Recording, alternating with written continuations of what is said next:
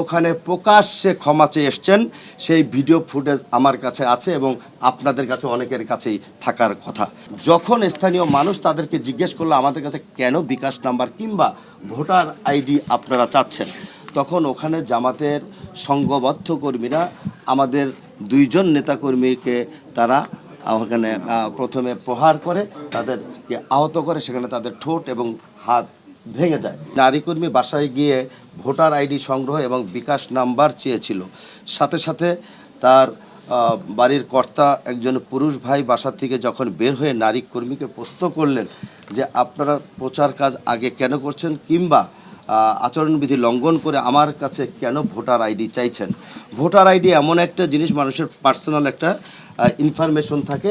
সেই voter ID সরকারি কাজ কিংবা তার নিজের ব্যবসা বাণিজ্যের বাইরে কারোর হাতে হস্তান্তরযোগ্য নয়। এমন একটা পরিস্থিতি তাকে যখন প্রশ্ন করা হলো, সেই নারী কর্মীরা এদিক ওদিক ছুটোছুটি করা শুরু করলো।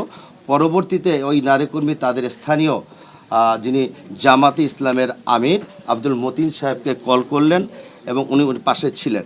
আব্দুল মতিন সাহেব সরাসরি 20-25 জন তাদের নেতাকর্মীকে নিয়ে এসে ওই বাসার ওই পুরুষ কর্মীকে নাজেহাল করার চেষ্টা যখন শুরু করেছে, এলাকার মানুষ সহ স্থানীয় নেতৃবৃন্দ সেখানে গিয়ে উপস্থিত হওয়ার পরে উনি ওখানে প্রকাশ্যে ক্ষমা চেয়ে এসছেন সেই ভিডিও ফুটেজ আমার কাছে আছে এবং আপনাদের কাছে অনেকের কাছেই থাকার কথা। যেহেতু কালকে রাত্রে আপনার সেই সংবাদগুলো আপনারা প্রচার করেছেন, এটা একটা মিথ্যা কথা উনি বলেছে। যদি আপনারা মনে করেন সেই ভিডিও ফুটেজটি আপনাদের কাছে আমি দিতে পারি, আমার কাছে আছে। অ্যান্টি স্লিপারি টেকনোলজি ও সফট টেক্সচার টাইল, নরম ঘাসের স্পর্শ, সাপোর্ট গ্রাস ম্যাট, নান্দনিকতার ছোঁয়া। আমি বলছি, আমি যেই কথাটা বললাম নারী কর্মীরা, সেটি সকাল এটা হলো দুপুরের ঘটনা 12টার দিকে। তারপরে সেখানে গিয়ে তিনি প্রকাশ্যে ক্ষমা চাওয়ার পরে আমাদের নেতৃবৃন্দ স্থানীয় মানুষ এটাকে সমঝোতা করেছে এবং আমাকে ফোন দেওয়ার পর বলেছে ঠিক আছে, এটাকে সমঝোতা ভাবে যাতে করা যায়, আগামী নির্বাচন যাতে সুষ্ঠু হয়, কোনো ধরনের মারামারি কাটাকাটি না হয়, সেই নির্দেশ মোতাবেক সেখানে সেটা সমঝোতা হয়েছে। পরবর্তীতে একই দিনে সন্ধ্যের সময় পীরের বাগ শেওড়াপাড়া সেখানে একই ঘটনা ঘটেছে।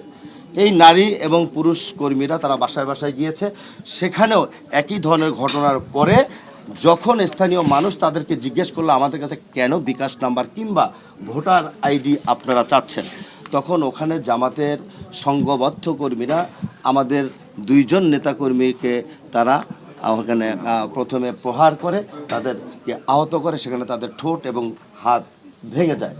তারপরে যখন এলাকাবাসী দেখলেন, তখন এলাকাবাসীর যত দোকানপাট বন্ধ করে সেখানে একটা হই হল্লাটের সৃষ্টি হয়েছে। তাৎক্ষণিকভাবে আমি নিজে পুলিশ এবং সেনাবাহিনীকে কল করেছি সেখানে যাতে পরিস্থিতি নিয়ন্ত্রণের জন্য সে ব্যবস্থা গ্রহণ করে। তারপরে সেখানে সেনাবাহিনীর তত্ত্বাবধানে সেনাবাহিনীর মাধ্যমে সেখানে গিয়ে গতকালকে দুই পক্ষের সকলকে সামনে রেখে এটা ফয়সালা করেছে। আমরা আশা করব আগামী নির্বাচনটা ঢাকা 15 আসনের মানুষ যাতে শান্তি এবং শৃঙ্খলার সহিত নির্ভয়ে যাতে তাদের ভোট প্রয়োগ করতে পারে, সেই ব্যাপারে আমি নির্বাচন কমিশনকে অনুরোধ জানাবো। পাশাপাশি একজন প্রার্থী হিসাবে আমার দলের যারা দায়িত্বশীল পদে আছেন তাদের সকলকেও আমি গতকালকেই মিটিং করে বলেছি এবং এটা আমার নৈতিক দায়িত্ব।